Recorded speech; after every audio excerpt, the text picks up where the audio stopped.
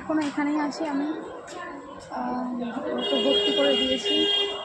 আর ওপরে আছে, আমি একটু এই মতন নিচে আসলাম কারণ আমার জামাইবাবু আসবে, ও তো চিনতেও পারবে না, জানতেও পারবে না, তাই জন্য নিচে এসে দাঁড়িয়ে বসে রইলাম। আসলে পরে নিয়ে ওপরে উঠবো। মানে সত্যি মানুষের না কখন যে কী হয় বোঝা বড় মুশকিল। ছোটো মানুষ একেতেই, আর ওর শরীরে না একদম মানে প্রচুর দুর্বল, প্রচণ্ড উইক, মানে চ্যানেল করছে হাতে, ওই হাতের চ্যানেল দেখে ও মানে থরথর করে কাঁপছে, এরকম একটা ব্যাপার। মানে হাতে পায়েই বড় হয়েছে, বয়সটাই 18 বছর হয়েছে, এমনি কিছুই না।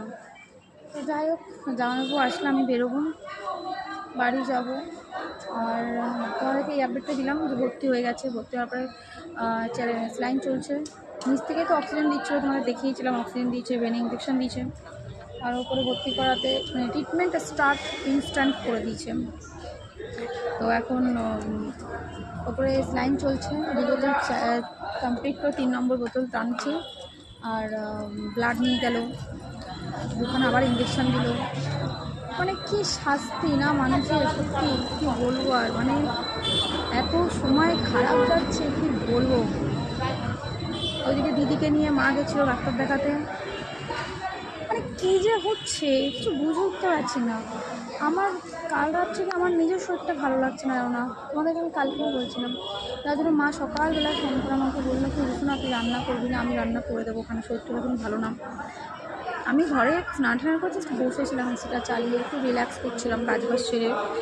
ওই মুহূর্তে দিদি মানে কাদু কাদু হয়ে পুরো ফোন করেছে, শোনায় শিগগিরই আর ছেলে এরকম শরীর খারাপ করছে, এক্ষুনি হসপিটালে নিয়ে যেতে হবে। মানে আমি করি কি মরি কোনোরকম, মানে আমার যে শরীরটা খারাপ আমি নিজেই ভুলে গেছি। কোনো রকমের চুড়িদারটা পরে ওকে নিয়ে বেরিয়ে চলে আসলাম। আসলে আমার দিদির বড় কাজে গেছে, কেউ তো আর জানে না যে এরকম হবে। স্বামী স্ত্রী দুজন থাকে, 2টো বাচ্চা। জামাইবাবুকেও ফোন করা হয়েছে, ও আসছে কাজের ওখান থেকে, ডাইরেক্ট আসছে। তো সত্যি বিপদ বলে না, বিপদ মানুষের যে কীভাবে আসে কেউ জানে না।